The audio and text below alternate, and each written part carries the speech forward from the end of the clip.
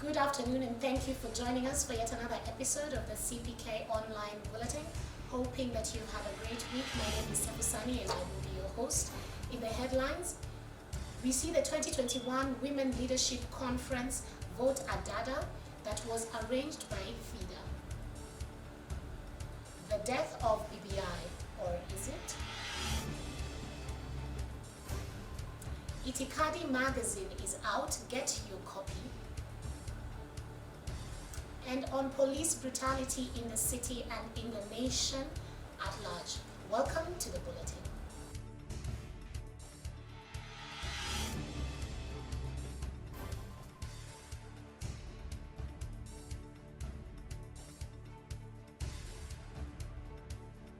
FIDA Kenya has organized a Women Leadership Conference to provide a platform for discourse on the role of women and women with disabilities in political leadership in Kenya.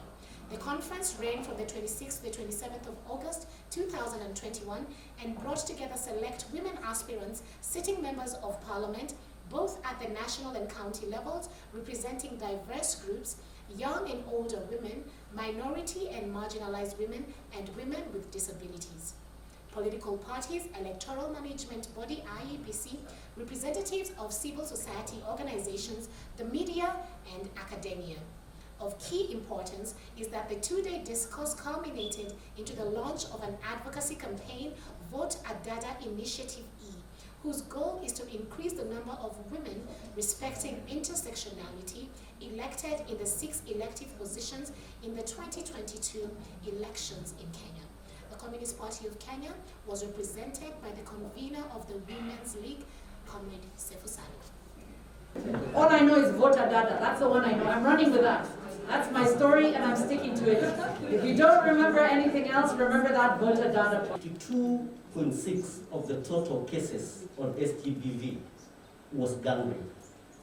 And therefore, for me, we need to reflect that if we can have 25.17 of the total cases within the electoral cycle, being SGBV, and having now these other scary statistics, gang rape and all that. If a journalist is asking for a bribe, that's not a journalist, that's a thief, that's a conman.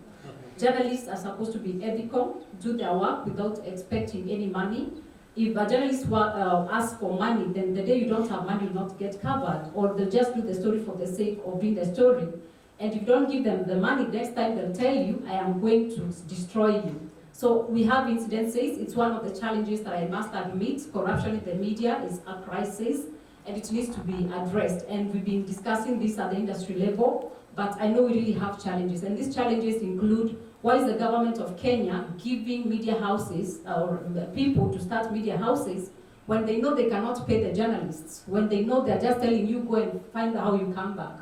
You go and find out who can give you transport. So if the governor gives you transport, how are you supposed to say the governor is corrupt when is taken before the EACC? So I think even the law has to be changed for anybody who wants to begin a media house in this Kenya, that they have to observe the rights of the people who are working for them.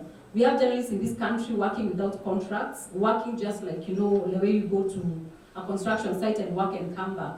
So those issues must be addressed at the policy level. But that does not mean that we have journalists who are well paid not being corrupt. It is true, it's a sickness in the media, and this really has to be addressed, and it goes back to the media houses, and that's why we have to continue talking about the roles. We investigate ourselves internally and ask if we are really ethical and if we are really, dedicated to the work that we do. And actually you can report.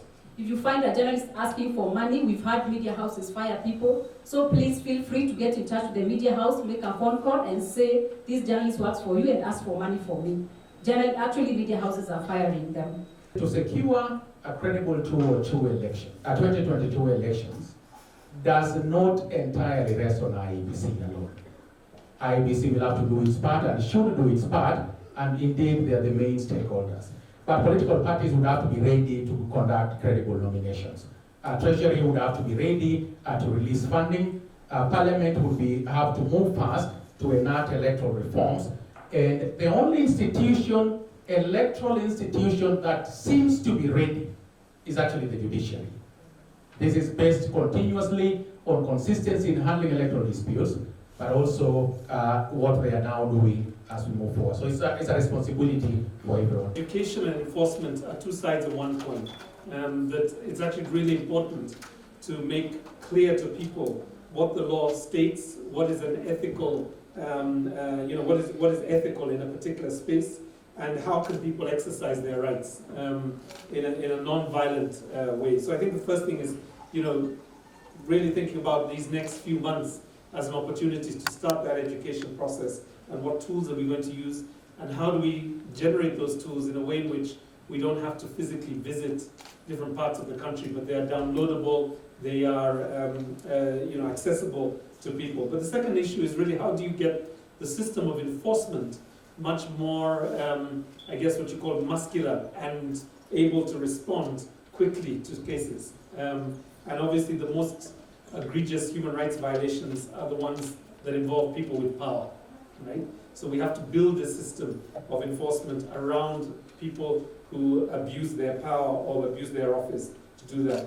But we are not just talking about free and fair elections today, we're talking about free, fair and inclusive elections. Inclusive elections that include women participation, that include the marginalized, that includes people with disabilities and people at the grassroots. We are committed as a commission to safeguard the security of not only the ballot, but the democracy and health of the people of Kenya.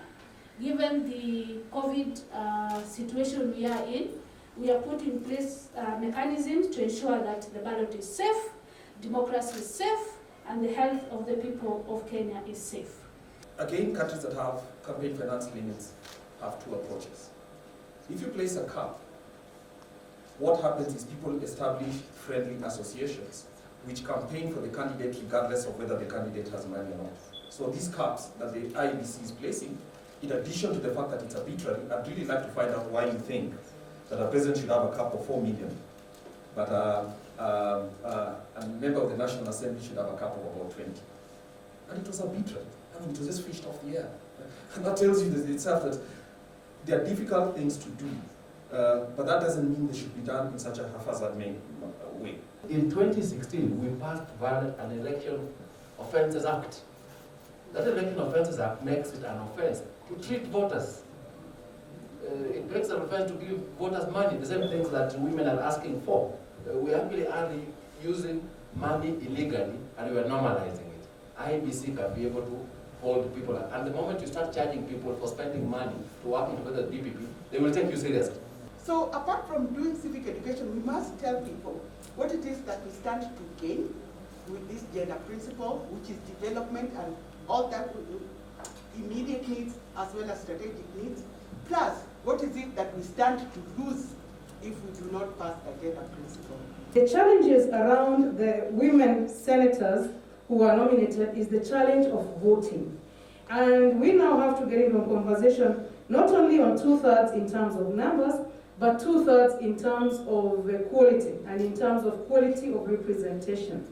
And I have seen, having served as a parliamentarian, if you're in parliament and you don't vote, your power to influence and cause decisions to change is really, really undermined. Women across the country are, for example, crying over resources for water. You would want Senate to prioritize resources for water. Senate will not prioritize resources for water for as long as the leaders who are supposed to go and do that do not have a vote. So the 50-50 Senate was actually nothing but giving women the power to vote.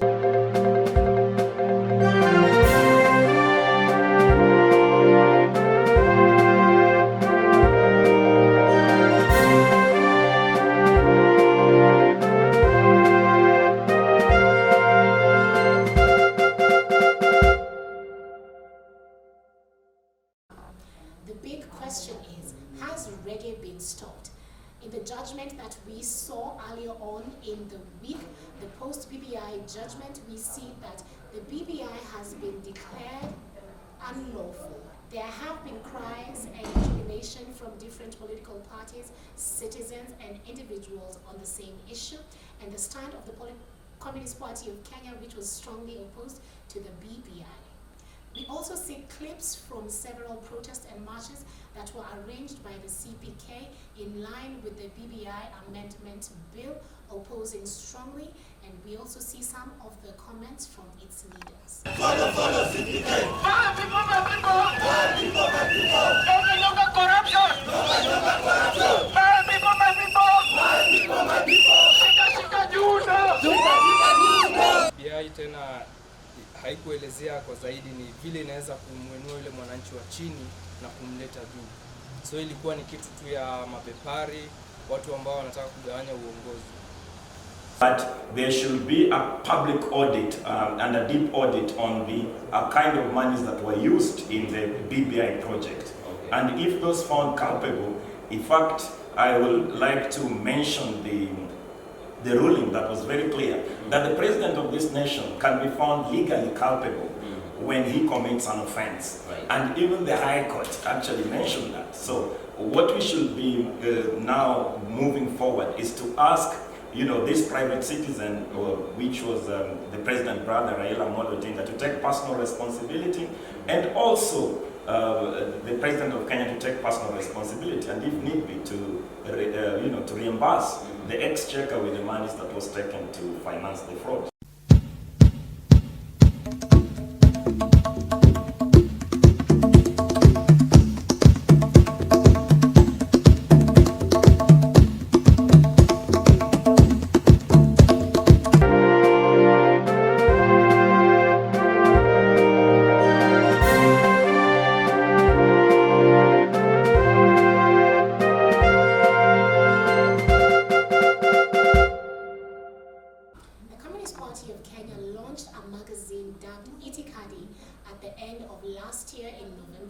The publication seeks to be a platform and a voice of discussing the past and present theoretical and practical experiences of the struggle against capitalism, neoliberalism, and imperialism in the country today, and the prospects and problems for a socialist initiative. Itikadi will also provoke criticism and self-criticism of the socialists in the region who played a revolutionary role in the past but have today abandoned socialism or given in to capitalism and neoliberalism. It gives examples of different leaders, and we see articles like the Kenya 2022 elections, the question of leadership from the lenses of history by our chairperson, Mr. Mwandawiru Mganga. This magazine will be available at 500 shillings on hard copy and on soft copy as well. You can get in touch with the Communist Party of Kenya at Communist Party Kenya KE on Twitter, Communist Party of Kenya on Facebook, on our WhatsApp and on our YouTube handles. Kwa majina mimi naitwa Gasheke Gashehe, mimi ni mwanachama wa Communist Party of Kenya na mimi ni katibu wa Mass Mobilization katika Central Committee. Na tukizungumzia katika hii nchi kumekuwa na historia ya vyama ambazo hazina itikadi.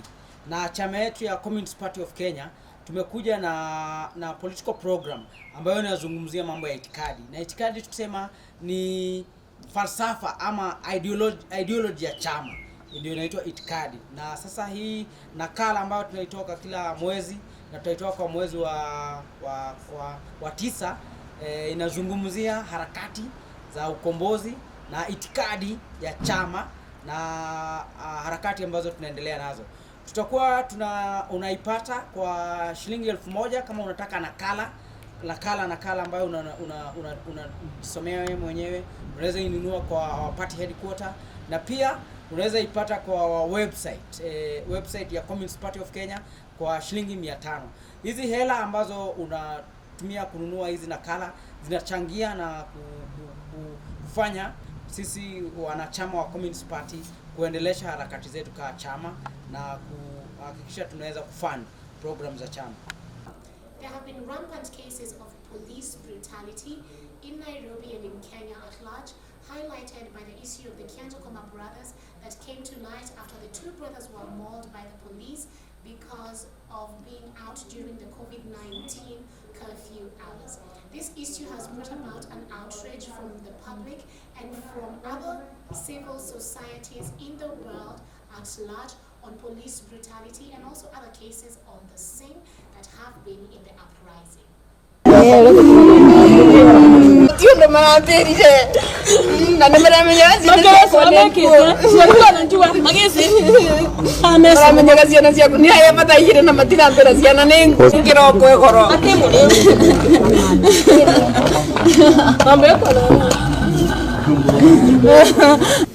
Watoto walikamatwa Sunday, si ndio? Na wakawekwa kwa gari. Alafu hawakurudi nyumbani. Sisi tukaamua tukuje jana. Tujue ndio tulisikia kulikuwa na msako, tukuje tuangalie kama wako kwa station ama wamepelekwa kotini. Tukakuja tukaambiwa hakuna majina kama hayo inapatikana wapi? Kwa ombi. Tukatoka tukaenda. Kwenda kufika mimi nikafuatilia juu niliambiwa hiyo polisi kuna polisi najua hapa. Akona wao kotini, wale walipelekwa kotini. Nikampigia simu, hata niko na namba yake hapa.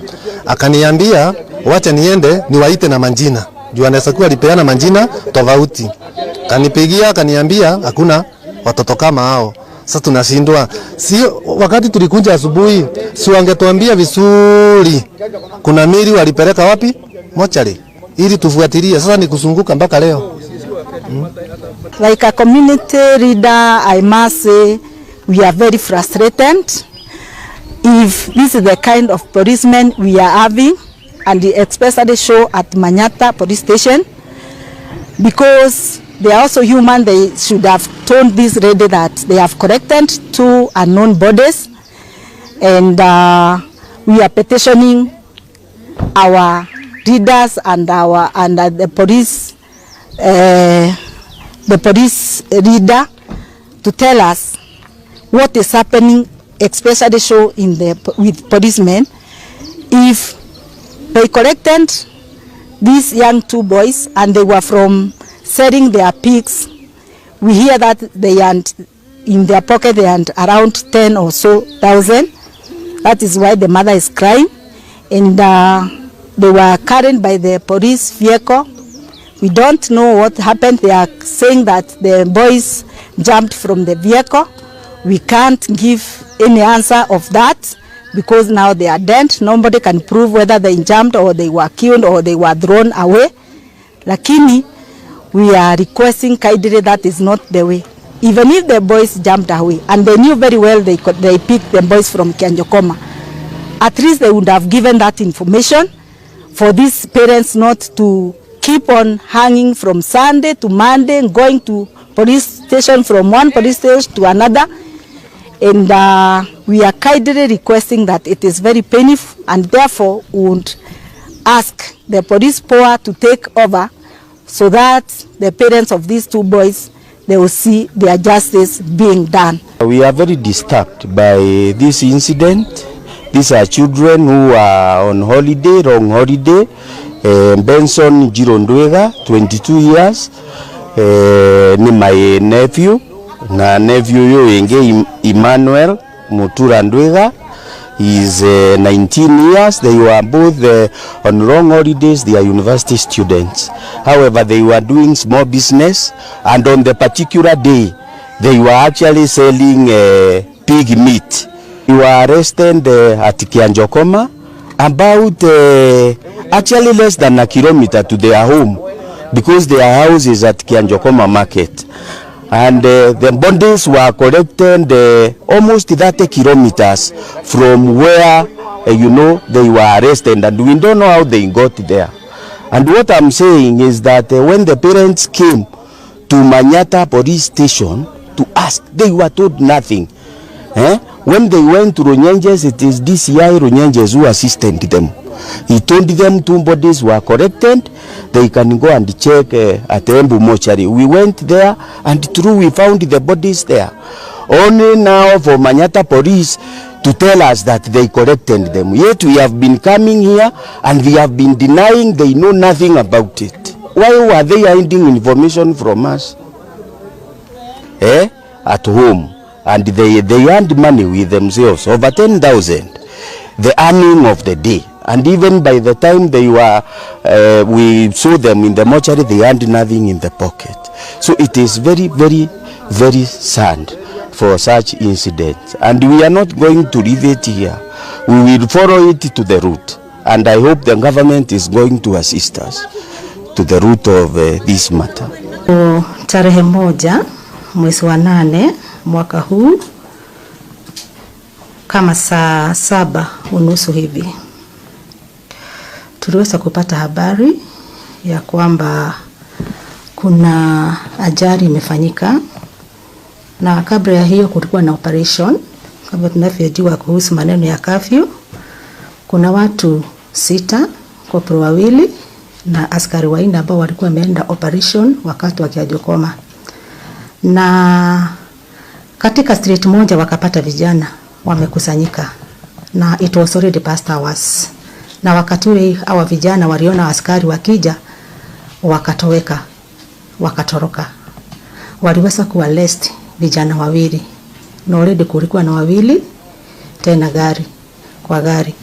So pale kwa jukumu waliweza kushika watu 4, na 4 pia wengine walikuwa wameshikwa Kereari, na 2 pia walikuwa wameshikwa Mshagori. Kwa hivyo in total walikuwa na watu 10. Kuna moja walikuwa wanaenda kuchukua pande ya Buvori kuwa ameassault mtu. So katika ile hali wakielekea Buvori kutoka Kereari, kuna kamteremko kako hapo, na that's where hao vijana 2 kulingana na vile tulikuja kuelezewa baadaye na mmoja ya maabusu ya kwamba walikuwa wanaongozana yani wanaongea polepole, na katika ile hali wakaweza kufungua hema. Walikuwa upande wa mwisho kabisa, waliweza kufungua hema na wakaweza kuruka gari ikitembea. Na kama tunavyojua kwamba gari ikitembea katika mwendo, hakika ukianguka either uumie ama upoteze maisha. Hivyo ndivyo tulikuja kujua baadaye kwamba vijana waliweza kuruka, na wakati ule mabusu wote waliweza kufikishwa kwa sababu haikujulikana, na yule kijana ambaye aliweza kusikia wakinongozeana bila watatoroka hakusema. After kufika hapa ndio koplo mwenye alikuwa na hiyo group alihesabu mabusu, na katika ile hali kuhesabu mabusu akaona kuna less ya 2, na wakauliza wenzao wako wapi kwa sababu mlikuwa 11. Akasema hapana, kuna vijana walikuwa wananongozeana bila watatoroka. Akauliza mbona hukusema na gari ingesimama? Hapana, sababu ni mwenzetu, mimi nilikuwa nafikiria wanajisaidia. So hapo ndio waliweza kurudi nyuma ili waangalie maybe kama katika ile hali ya kuanguka kama waliumia waweze kuwachukua wapeleke hospitali, lakini bahati mbaya wakawapata kama wamepoteza maisha.